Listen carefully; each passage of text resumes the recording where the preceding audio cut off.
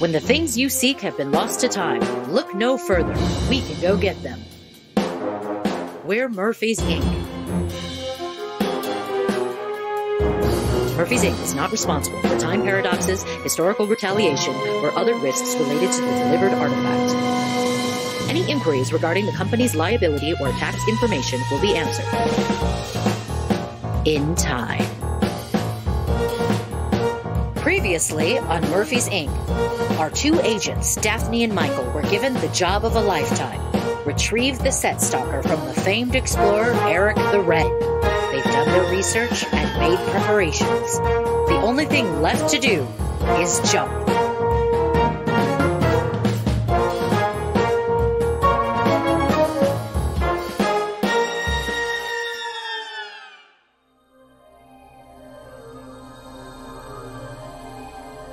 You know why I like history? Sure, it's exciting and all. Nothing compares to seeing the pyramids of Giza in their glory days, or watching gladiators fight in the Colosseum. But just like any other high, you get used to it after a while. So you start chasing other things. Unlike a certain colleague of mine, I enjoy talking to people.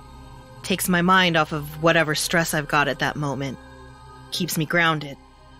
No matter where or when I am, no matter how bad things get, people stay the same. No, this doesn't feel right. Well, that's what this book says. As much as I don't like that old witch, I trust her opinion on how Vikings, Norsemen, actually acted. More than yours, at least. Not arguing with her. Just saying that this doesn't feel right. Well, at least we don't have to blend in with the educated folk. Can you imagine having to learn to write in runes? I can't. I'm content with playing the part of your oh-so-helpless, doting wife. What? Oh, Hagar, I've gotten stuck inside the loom again. Would you please give me a hand? That is horrible. Better than a washing machine, though, right? Oh my God, this generation's going to hell in a handbasket. The bruschetta for the lady and the grilled cheese. Sir, why do you... Never mind. Enjoy. Thanks. Anyways, I'm sure most of the Norse traditions were passed down orally. The fact that the librarian could even find a written account in the set stalker is a miracle in itself. They weren't so fond of writing books, and anything they wrote on paper was surely burned when the Christians came a-knocking. Those religious zealots just love making our job harder, huh? Remember that job in Yorktown that took us, maybe 5 days, including research? Yeah, but to be fair, finding a stray cannibal isn't that hard. Show up, grab it, leave. Everyone else was too busy shooting at each other to notice us. Would have been nice if that were the case in Paris. Well, that was because you couldn't stop running your mouth out in public. And I was supposed to know that liberté, égalité, fraternité didn't apply to women? Frankly, yes. On the bright side, I've read that women had it better in the Viking era than most other times in history. That's not saying much. Now I have to know, how bad are we talking? As far as I know, you can own property and have your own money. But you have no real political power, and you'll be seen as inferior to men. Great. It could be worse. I know. Still annoyed, though. Why? Because I have to deal with people who see me as a lesser form of life. How could that not be annoying? It's useful.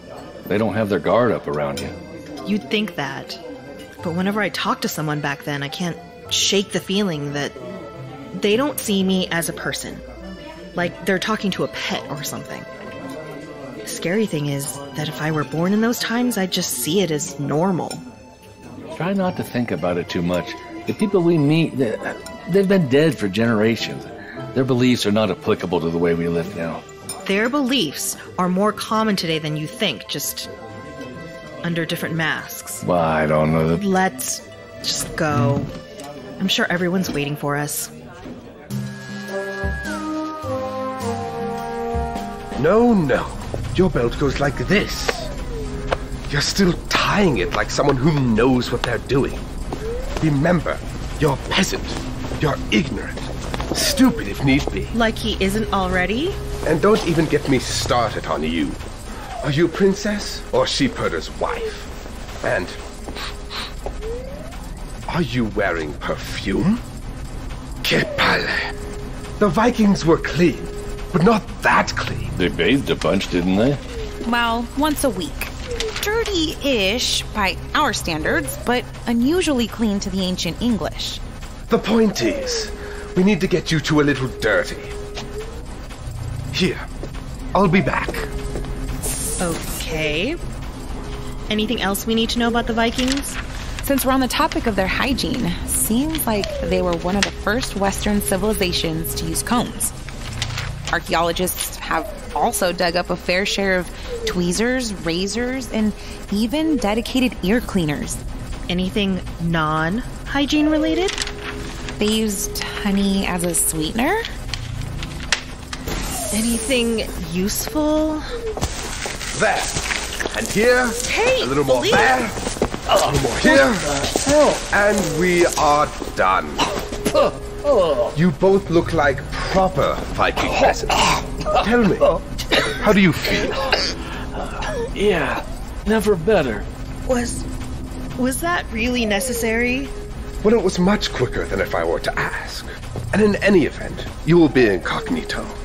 Not rich enough to be of notice, but not poor enough for them to suspect you're an escaped thrall. Psst. What's a thrall? Indentured servants, same as us. Probably just as underappreciated, too. Oh, okay. Got your Seth Stoker here. I rubbed some dirt on it for some extra authenticity. This looks like something a Viking would carry around for good luck. Let me see. Looks like it could kill someone. Think you might have gone a bit overboard with the engravings? And what about the wood? Is it too bright?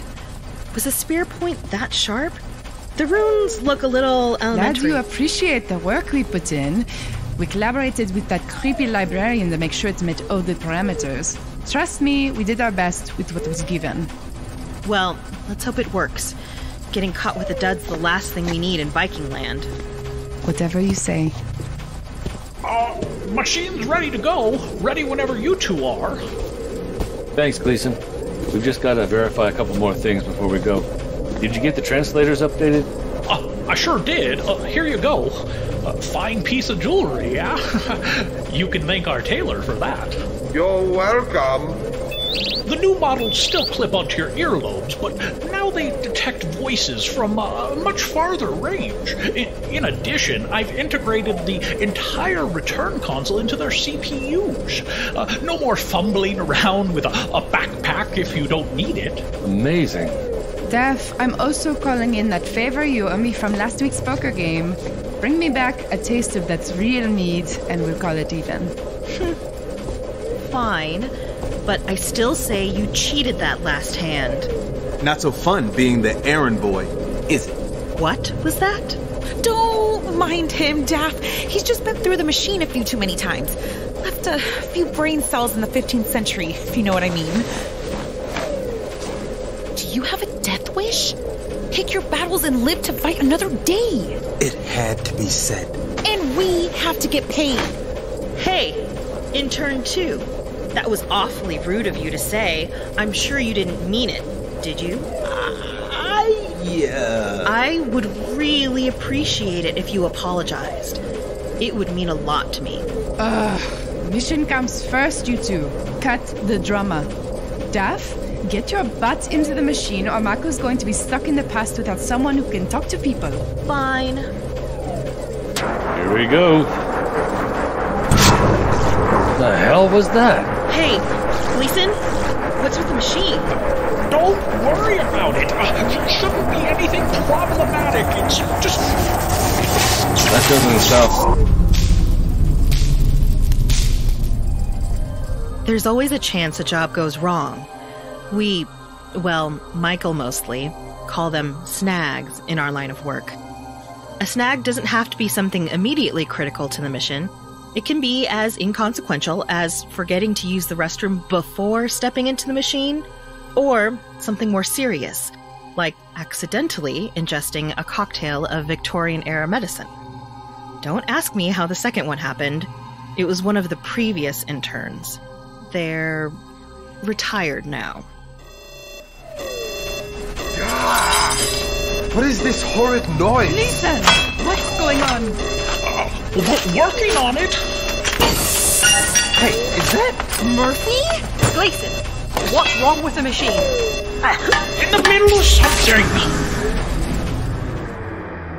Gleason, my office, now. Got it, ma'am. Everyone else, get back to your stations.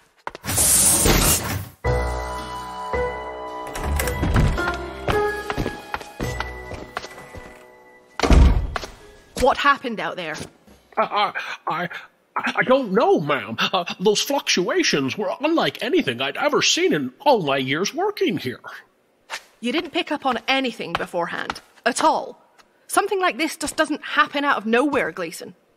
Oh, we don't know that. The only thing we understand for certain about this machine is that it sends people back in time depending on the amount of electricity we pump into it. This phenomenon could just be a new factor we need to consider in the future. Fine. Could it be that we're loading too much power into the device? No! We've been to ancient Egypt, so the power probably isn't the issue. Have we used it too much, then? We've used it 7 times in a week before. As long as we let it cool off for a day, it works perfectly fine, save a few blips that I iron out. And no offense, ma'am, but if it was anything that simple, I'd have already caught it. None taken. The only thing that we can do at the moment is continue as usual. Have our 2 agents made it to the other side? Their earpieces are still working, so we can only assume they are, too. Good. Figure out what's wrong with the machine and fix it. There's too much money in this to be cut short by a simple mechanical failure. Right on it, ma'am. Hey, any of you seen my 8-ball? Incoming call from Jason Erickson. I don't have time for this. Tell the bastard I'll call him back. Acknowledged. Call ending. Incoming text message from Jason Erickson.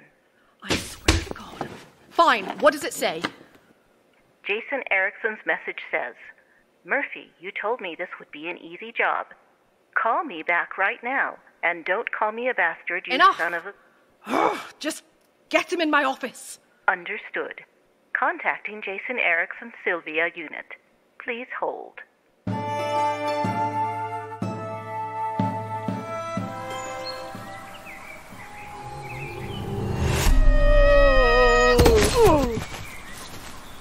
What the?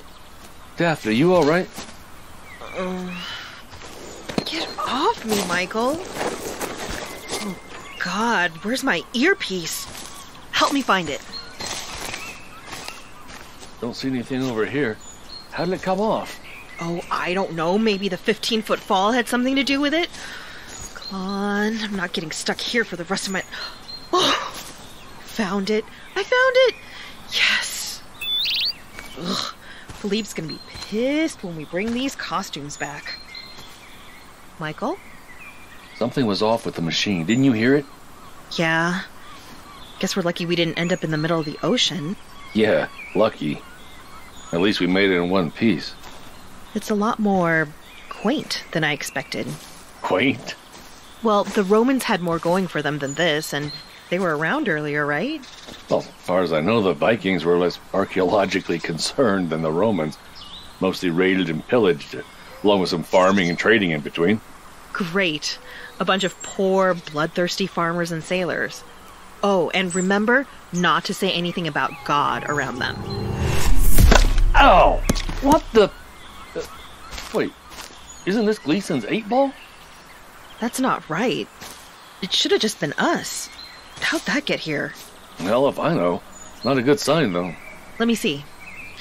Hey, 8-ball, how did you get here? 8-ball service provided by Sylvia is offline. Ask again later. What? What kind of answers? Don't get distracted. Regardless of whatever else comes through, we still have a mission. Put it in your bag and let's get moving. Fine. I was just curious. Never used one before. You can be curious after we're done. For now, we just... Hurry up. Someone's coming. Hello, sir. Hi along sail, you two.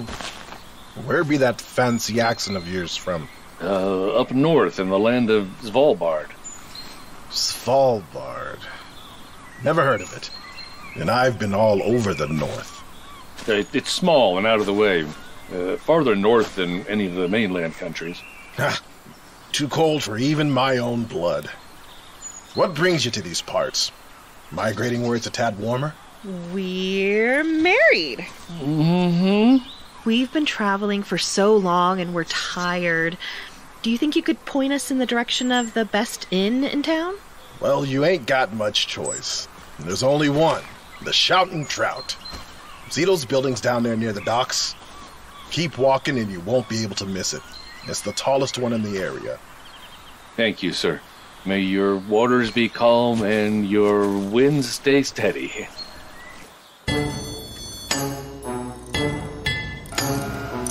Don't take it too personally, kids. She's under a lot of pressure, especially with this gig being so important. But we've been interning here for 4 months, and she still hasn't learned either of our names. Yeah, that's true. She still just calls us Intern 1 and Intern 2. Not even behind our backs, just directly to our faces. It's demeaning, you know? You think that's bad? She hated me when we first met in college, and she even went out of her way to call me everything but my real name until our 3rd year. That's... wow. You don't seem like the type to, put up with disrespect so easily. How did you avoid not... knocking her out? I'll admit it was difficult at first. I assumed she was some stuck-up, spoiled rich girl, born with a silver spoon in her mouth. But once you sit down with someone and, well, actually talk to them, you learn things that make them less annoying to be around. So all we have to do is just talk to her more? More or less. Why are you two so concerned about her approval anyways? Doesn't seem like Michael treats you any different. I mean, he's Michael. Yeah. I mean, I'm pretty sure he forgets Daphne's name sometimes. Fair enough. If you two are done gossiping, would you do me a favor and tell me your names?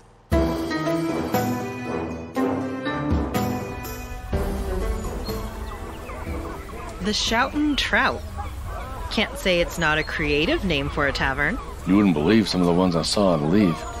Sounds interesting, but I'm thinking more creative and less vulgar. Hail, travelers! What gave us away? I tend the only bar in town.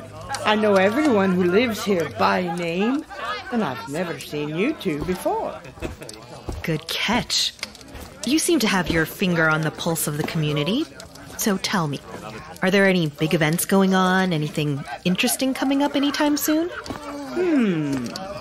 We've got a big sheep shearing coming up later in the week. Other than that, I can't think of anything. Look, let's cut to the chase.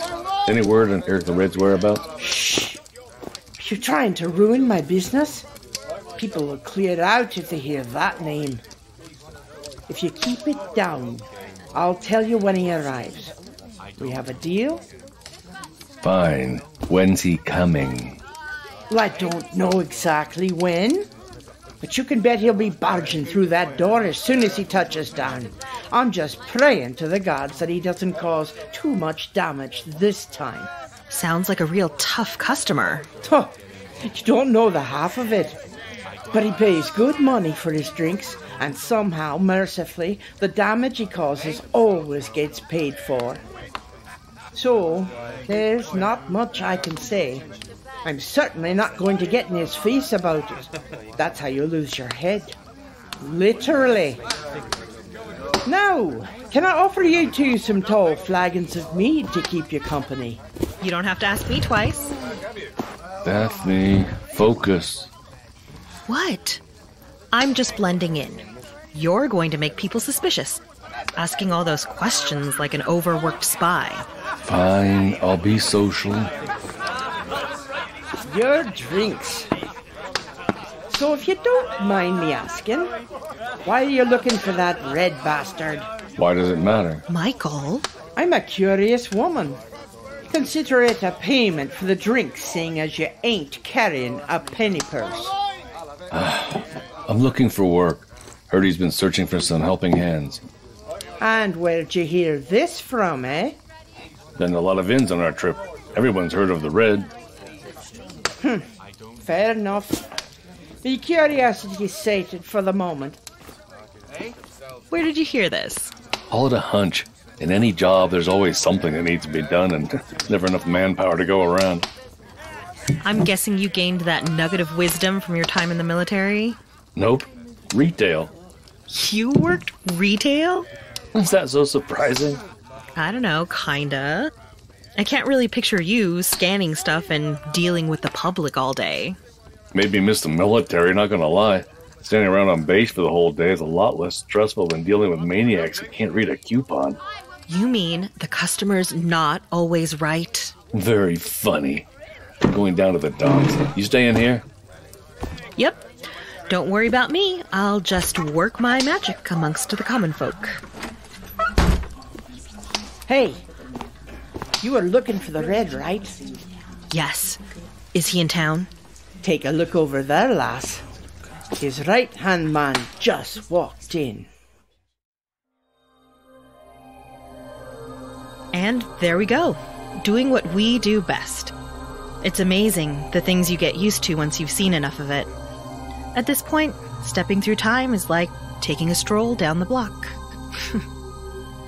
Still, it's exciting enough. For now.